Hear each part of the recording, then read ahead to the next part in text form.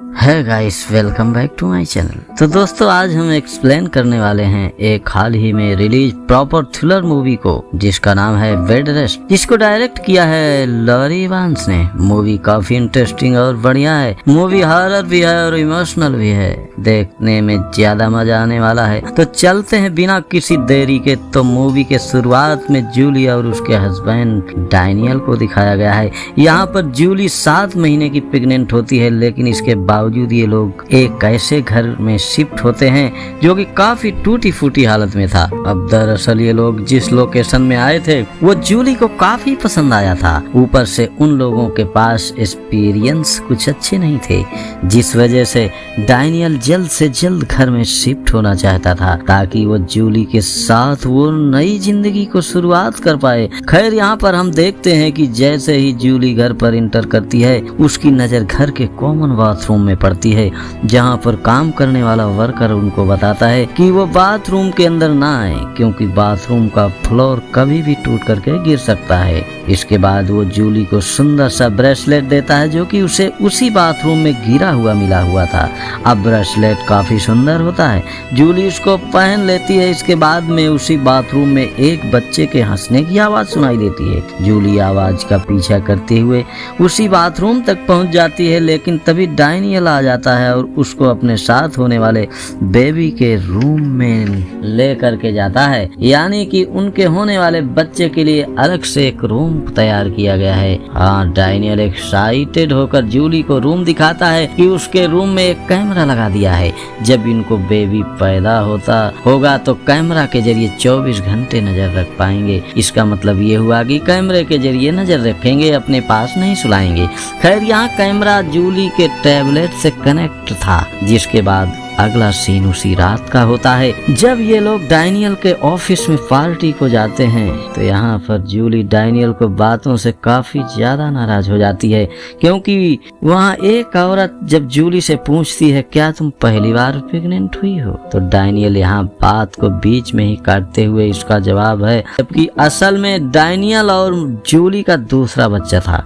इनका पहला बच्चा एंड्रू मरा हुआ ही पैदा हुआ था। अब दरअसल डैनियल यहाँ पर चाहता था कि नई जगह रहने आए हैं तो पुराने दुख को भुलाकर नई शुरुआत की जाए, लेकिन जूली को ये पसंद नहीं आता और घर आकर के डैनियल से इस बात को लेकर के खूब झगड़ा करती है। जिसके बाद जूली ऊपर अपने रूम में जाने लगती है।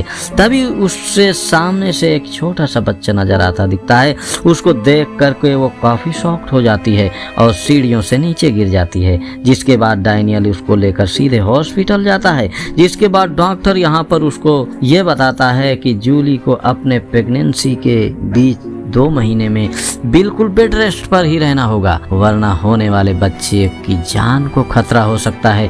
और यहाँ पे इन लोगों को बेबी गर्ल होने वाली थी। इसके बाद एक एक करके दिन बीतने लगते हैं और जूली घर पर अकेले ही बेड रेस्ट करके बोर हो जाती है, क्योंकि यहाँ पर डैनियल ने घर के हो रहे काम को रोक दिया था, क्योंकि जूली इस हालत में नहीं थी कि रेनोवेशन का हैंडल कर पाए। अब ऐसे ही 2 हफ्ते बीत जाते हैं और एक सुबह जूली घर पर अकेली होती है तो उसे अपने घर के बाहर छोटा बच्चा खेलता नजर आता है। जूली उससे पूछती है, तुम्हारी माँ कहाँ पर है? तो शॉक्डली बच्चा जूली की तरफ इशारा करता है, तो जूली को काफी फील होता है। फिर अचानक से घर के अंदर वो आवाजें आने लगती हैं, जिससे वह काफी डर जाती है। फिर अगले पल ही वह बच्चा वहाँ से गायब हो जाता है और फिर तुरंत बाद जूली को टैब के अंदर एक नोटिफिकेशन आती है कि बेबी रूम के अंदर कैमरे ने किसी को सेंस किया है। फिर इसके बाद जूली जब फुटेज चेक करती है तो बेबी रूम के अंदर लगे हुए मिरर में एक फीमेल नजर आती है, जिसको देखकर जूली काफी डर जाती है और वहां सीधा पुलिस को कॉल कर देती है। और पुलिस वाले बोलते हैं कि वो जल्दी से जल्दी वहां पहुंच रहे हैं। तब तक वो अपने बेडरूम का डोर लॉक कर ले और फिर भागते हुए अपने बेडरूम का डोर लॉक कर लेती है। लेकिन इसके अगले ही पल कोई उस डोर को जोर से ठटकाने लगता है और इसके बाद जूली नोटिस करती है कि सीलिंग पर की अदृश्य महिला के पैरों के निशान बनने लगे हैं, जो कि उसकी ही तरफ आ रहे हैं। तब तक पुलिस वहां आ जाती है और पैरों के निशान भी गायब हो जाते हैं। मीनवाइल डैनियल भी घर पर आ जाता है, जहां इन लोगों को घर पर कोई नहीं मिलता तो पुलिस वाले वहाँ से चले जाते हैं और डैनियल डॉक्टर से बात करके अगले डेट से जूली के हेल्प के लिए एक नर्स बुला करके फैसला करता है, क्योंकि उसे लगा कि प्रेगनेंसी की वजह से जूली ये सब हॉलसनेट कर रही है और साथ ही उसको पास्ट का ट्रॉमा भी होना लाजमी है। और फिर अगला सीन उसी रात का होता है कि जब जूली सो रही होती है तो बच्चा वापस से जूली के रूप में आ जाता है और जूली से बोलता है कि उसे बेबी सिस्टर के पैदा होने का इंतजार है, जिसको सुनते ही जूली को ये लगता है कि बच्चा कोई और नहीं उसका मरा हुआ बेटा एंड्रू है। यानी कि एंड्रू को स्पिरिट है जो कि जूली की होने वाली बेटी के बारे में बात कर रहा है। यहाँ पर जैसे ही जूली एंड्रू से बात करने की कोशिश करती है तो वहाँ वो गायब हो जाता है। अगले ही दिन जूली का ख्याल रखने के लिए डेल्मी नाम की एक नर्स आ जाती है, जो कि एक एक करके दिन बीतते शुरू हो जाते हैं और फिर डेल्मी 24 घंटे जूली का ख्याल रखने लगती है। यहाँ तक कि बाथरूम तक में भी डेल्मी जूली को अकेले नहीं छोड़ती। इसलिए एक दिन जूली नहाते हुए इरिटेट होकर डेल्मी को बाथरूम से बाहर जाने को बोल देती है, जिसके बाद जैसे ही डेल्मी बाहर चली जाती है तो जूली वहीं छोटा सा बच्चा नजर आता है और फिर अचानक से जोर से उसके पेट के अंदर तेज दर्द उठने लगता है और फिर डेल्मी तुरंत जूली के हेल्प के लिए डॉक्टर को बुलाती है और डॉक्टर चेक करके बताता है कि उसकी होने वाली बच्ची बिल्कुल सेफ है, लेकिन वो यदि ऐसे ही स्ट्रेस लेती रही तो होने वाले बच्चे के लिए अच्छा नहीं होगा। इसके अलावा यहाँ डॉक्टर जूली को अकेले में ये भी समझाता है कि वो जिस छोटे बच्चे के बारे में बार बार देखती है तो उसके मन की कल्पना है, क्योंकि कुछ साल पहले एंड्रू को खो दिया था और वो ट्रॉमा अभी भी उसके दिमाग से निकलता नहीं है। अब डॉक्टर की बात सुनकर जूली को ये लगने लगता है कि शायद वो हॉलुसिनेटिंग कर रही है और इसलिए वो आने वाले हेलुसिनेशन को रोकने के लिए दवाई लेना शुरू कर देती है, जिससे उसको फायदा भी मिलता है। फिर कुछ दिन और बीत जाते हैं, लेकिन एक रात जब जूली अपने बेडरूम में अकेले होती है तो उसे अपने बेडरूम के नीचे वही बच्चा दिखाई देता और इस बार जूली का पेट बच्चे को सेंस करके रिएक्ट करता है, कि जिसको देखकर जूली समझ जाती है कि पेट तो हेलुसिनेट नहीं करेगा। रोज रात में जानबूझकर अपने होने वाले बच्ची के रूम को अपने टैबलेट के माध्यम से मॉनिटर करती है। यहाँ से उसे बच्चे के खेलने की आवाजें आती हैं, यानी कि यहाँ जूली को ये लग रहा था कि वो बच्चा एंड्रू की स्पिरिट है और जूली रोज उससे बात करने की कोशिश करती है। और फिर ऐसे ही कुछ दिन बीतने लगते हैं। जूली के डिलीवरी के शेष 10 दिन बचे होते हैं। अब तक जूली समझ चुकी थी कि एंड्रू तभी नजर आएगा जब वो अकेली होगी। बाथरूम में नहाते वक्त एंड्रू को बुलाने की कोशिश करती है। बाद में वहाँ वो आकर जूली से बोलता है कि तुम्हें यहाँ से चली जाना चाहिए, क्योंकि वो तुम्हारी बेटी को छीन लेगा। तभी जूली उससे पूछ लेती है कि तुम किसकी बात कर रहे हो। इससे पहले कि वो कुछ भी बोल पाता तभी डेल्मी आ जाती है, जिस वजह से एंड्रू गायब हो जाता है। इसके बाद जूली सोचने लगती है कि इस घर में उसके अलावा एक डेल्मी है और तो कोई है नहीं हो सकता है। एंड्रू डेल्मी को ही कह रहा है। शाम में डैनियल घर पर आता है। जूली उससे बोलती है कि डेल्मी को जॉब से निकाल दे, जिसके बाद वो इसकी वजह पूछता है तो उसको पूरी सच्चाई बता देती है। एंड्रू की स्पिरिट ने उसको वार्न किया है और रोज रात को कैमरा की मदद से बेबी रूम में उसकी वॉइस भी सुनने को मिलती है। अब यहाँ एंड्रू का नाम सुनते ही डैनियल को बहुत तेजी से गुस्सा आ जाता है, इसलिए वो बेबी रूम में जाकर कैमरा को ही ऑफ कर देता है, क्योंकि उसको इस बात का पूरा यकीन था कि जूली अभी भी हेलुसिनेट कर रही थी। और यहाँ पर डैनियल को जूली की बात पर इसलिए भरोसा नहीं था। कुछ सालों पहले जब जूली ने एंड्रू को खो दिया तो इतनी ज्यादा डिप्रेस हो गई थी कि उसे हर जगह ही वही दिखाई देता था, इसलिए उसका 6 महीने तक इलाज भी चला था। और अब अगला सीन कुछ दिनों के बाद का होता है और जूली के डिलीवरी के सिर्फ बचे थे 3 दिन और देख पाते हैं कि मेडिसिन लेना उसने बंद कर दिया था, जिस वजह से उसकी हालत काफी ज्यादा खराब हो जाती है। अब डैनियल के ऑफिस आ जाने के बाद में डेल्मी जूली की बातों में बोलती है कि उसने किसी से सुना था कि वहां से जूली के घर के पास से कुछ सालों पहले मेलिंडा किंजी नाम की एक औरत रहा करती थी अपने हस्बैंड के साथ में, जिसके 3 बच्चे थे। वो तीनों ही लड़के थे, जबकि मेलिंडा को यहाँ पर एक लड़की की चाहत थी, इसलिए वो चौथी बार प्रेग्नेंट होती है। लेकिन जब वो डिलीवरी के लिए जा रही होती है तभी उसका एक्सीडेंट हो जाता है, जिसके उसके पेट में पल रही बच्ची खत्म हो जाती है। इसके बाद में मेलिंडा इतनी डिप्रेस हो गई थी कि वो खुद को खत्म कर देती है। अब डेल्मी की कहानी सुनकर जूली ये नोटिस करती है कि जो ये ब्रेसलेट पहन रखा है उसके ऊपर VMK लिखा हुआ है, यानी कि मेलिंडा केंसी। इसके बाद भी जब वो अपने घर में पेपर्स चेक करती है तो उसके अंदर घर के पिछले ओनर का नाम मेलिंडा केंसी ही होता है।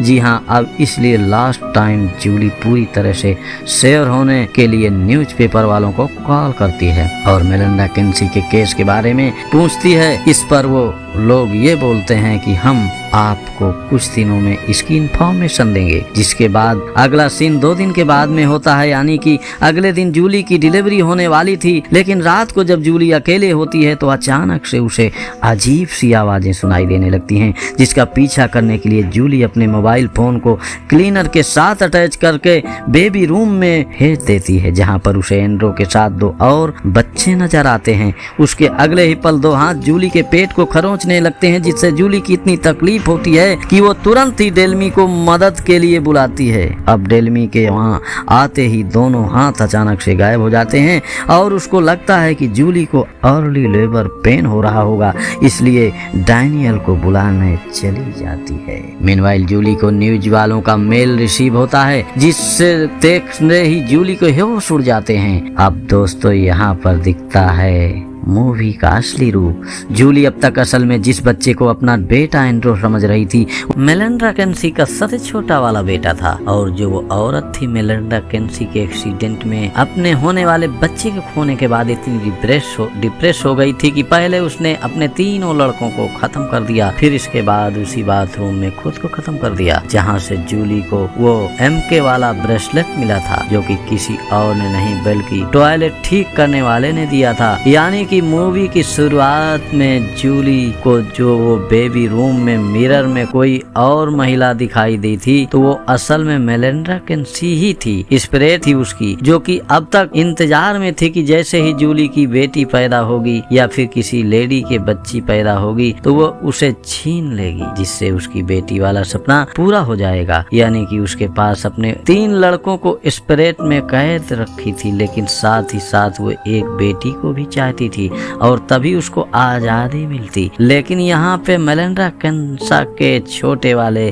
बेटी की स्पिरिट ही वो काफी अच्छी थी, इसलिए उसने पहले ही जूली को अपने माँ के बारे में वार्निंग दी थी।